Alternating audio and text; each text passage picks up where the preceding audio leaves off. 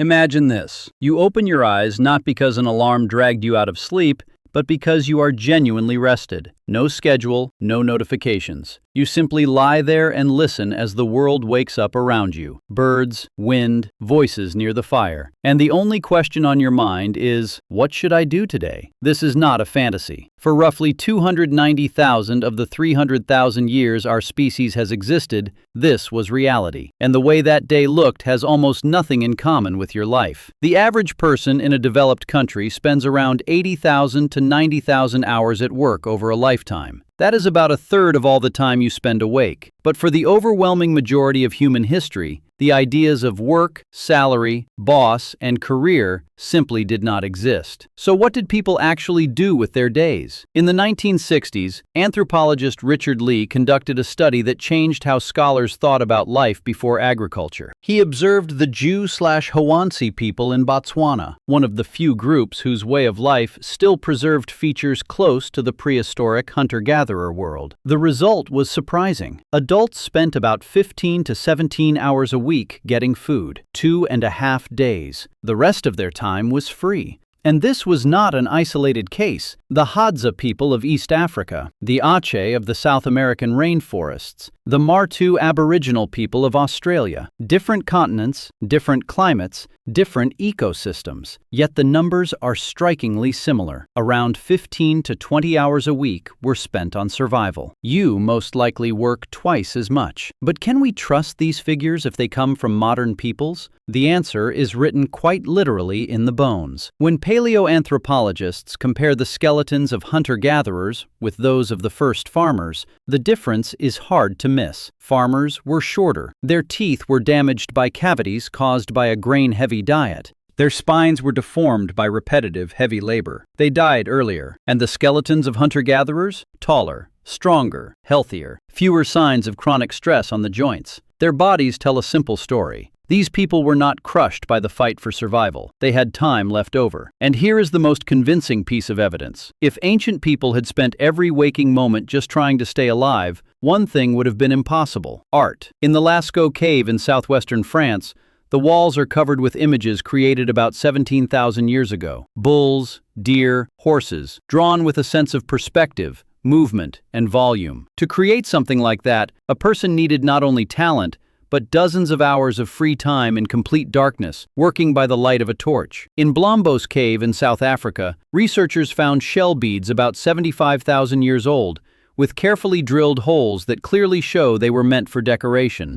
The nearest ocean shore was 20 kilometers away. Someone walked 40 kilometers for shells, then spent hours drilling holes in them with stone tools, not for food, for beauty. In Slovenia, a bone flute made from the femur of a cave bear was found. It is about 50,000 to 60,000 years old. If its dating is correct, it is one of the oldest musical instruments in the world, and it may not even have been made by Homo sapiens, but by Neanderthals. Across Eurasia and Africa, archaeological layers from roughly 100,000 years ago onward are filled with objects that had no direct practical use. Decorated bones, stones with carved markings, tools worked far more carefully than their function required. People created, decorated, and made things beautiful because they could. So what did an ordinary day look like? Dawn. The embers from the night fire are still warm. Someone adds dry branches. Breakfast is yesterday's leftover meat, a handful of nuts, maybe roots baked in the ashes.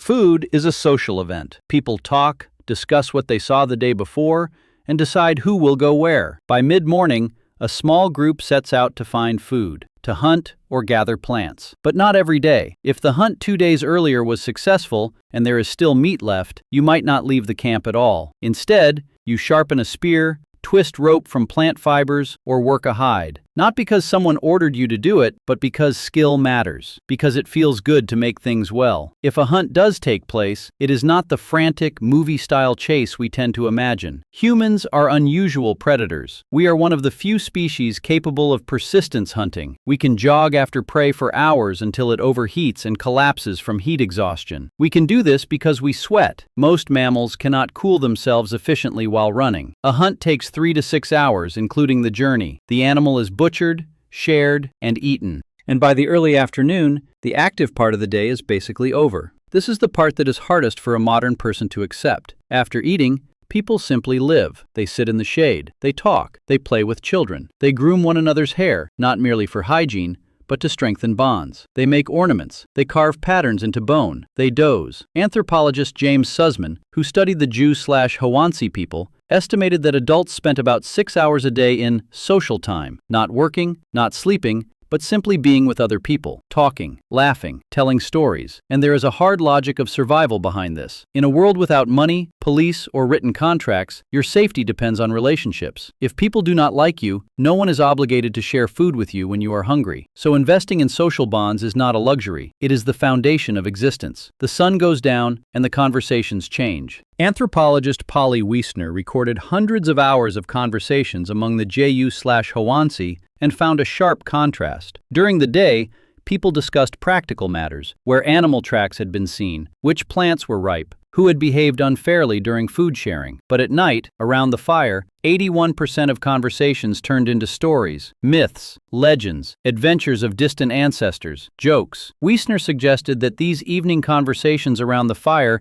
became the cradle of human culture. This was where gods, spirits, and ideas about the past and future emerged. Things people can think about only when they are fed and safe. People did not sleep the way we do. Studies of people living without artificial lighting, along with historical evidence from medieval Europe, show the same pattern. Biphasic sleep, about 4 hours of sleep, then 1 or 2 hours awake in complete darkness, a time for thought, quiet conversation, or simply lying still, followed by another 4 hours of sleep. What we call insomnia may have been a normal part of the night for our ancestors. If we sum up a single day, 4 to 6 hours went into getting food and making tools, about 6 hours into socializing, play, creativity, and storytelling, and roughly 8 hours into sleep split into 2 phases with a pause in between. The remaining time was rest, observation, and simply existing without the need to justify your life through productivity. About 10,000 to 12,000 years ago, in several places across the planet, people began planting crops and domesticating animals, and that set off an irreversible chain reaction. Agriculture can feed more people require more food requires more agriculture. After a few generations, the population had grown so much that returning to hunting and gathering was no longer possible. There were simply too many mouths to feed. The trap had snapped shut, and agriculture demanded a completely different amount of labor: plowing, sowing, weeding, harvesting, storing, defending fields. The bodies of the first farmers carry the marks of that burden. They worked more, ate worse, and died earlier than the hunter-gatherers who came before them. But the population continued to grow, and with it came specialists: potters, weavers, blacksmiths, then priests, officials, warriors, and eventually wage labor. The idea that your time belongs to someone else in exchange for resources. By the time we built the first cities, the original pattern of human life had disappeared. It was replaced by schedules, obligations, and the need to work through most of our waking hours just to survive inside a system we had created ourselves. We are not a different species, but we live so differently from the way humans lived for 99% of our species' existence that the gap almost feels like one between different kinds of beings. You work 80,000 hours over a lifetime. They spent far less time getting food. You sleep in 1 block and call waking up at 3 in the morning insomnia. They slept in 2 phases and used the interval for silence and reflection. You create only if there is time left after work. They created because there was time.